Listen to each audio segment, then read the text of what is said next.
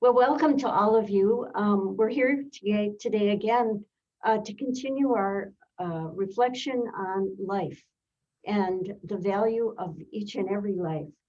And I'm very happy today to introduce our guest speaker, Jeff Stewart. Jeff and I have known one another for really many years. Jeff is the founder and the director of the Immigrant Worker Project. Um, I think I came to know Jeff in 1999 when he was working on a research project for the Ohio Catholic Conference, the bishops, who were very interested in knowing of the migrant community here in the state of Ohio, their location, their work, and most particularly how we as a faith community might be supportive of them. And so, Jeff, welcome. Thank you for being with us. Morning. I really appreciate it very much. And I wonder if you could begin by speaking to us of the life of the migrant, our brothers and sisters, Mhm. and how that really is a life issue that we want to be considering as we celebrate this week, and then certainly from there on. Thanks. Well, I think it's more so than ever. It's always been a life issue, but in this current crisis that we're all facing, I think food production and putting food on our tables is an essential to both to maintaining life at this moment. And a lot of the people that we work with, migrant seasonal farm workers, but also rural immigrants, are key to that production. We work with slaughterhouse workers working across the state who've been at some of the highest numbers of people that have been infected by COVID-19. We work with seasonal farm workers that are coming into the state to harvest the food that's going to be on our tables, and they're living, in tight quarters that makes it very difficult to create the safe social distancing needed. And so we've seen high infection rates, and yet these people continue going to work, continue working to supply that food, and for us as well as to support their families. And so I think that that's one of the key elements, is that they're essential to what happens with us every day, and yet we don't think about it. We like to say here that it's the invisible hands of labor, because farm workers and seasonal production workers, we never think about them. Yet, when we have the food in front of us, it's been mostly produced and put on our table by a whole host of folks, from farmers to farm workers and people doing post-food production, many of which are rural immigrants and immigrant farm workers coming to Ohio. Thank you. Could you speak a little bit, Jeff, about what it is that brings the migrant community to here, to this area, and what are some of the challenges that you know they're facing as they do that? Well, people come here for lots of reasons. Many of the reasons, the same reasons that our parents and grandparents and some of us came here over the years.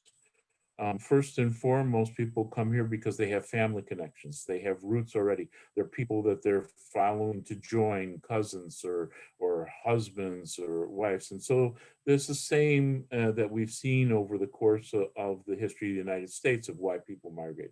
And also the same reason as why before is people are coming for an opportunity for their families. And people are coming to make a better life for themselves. And then, just as in the past, many people are fleeing chaos, civil unrest, and violence back home, things that they have no control over and can't hope to change in the current situations in their home countries. And so they're coming here, which they see as a beacon of light for them to have a life and to establish their families and to create a better life for their families back home as well. Because many people have to come here without their family for long periods of time. You referenced the study from before, Yes. and if I could say, in that study, I will always remember one individual that I had an interview with. He was from Honduras.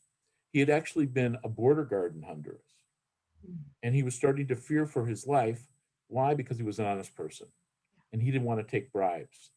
And the people that were trafficking drugs and humans across the border felt that if he wasn't taking bribes, that maybe he should be somebody to be worried about.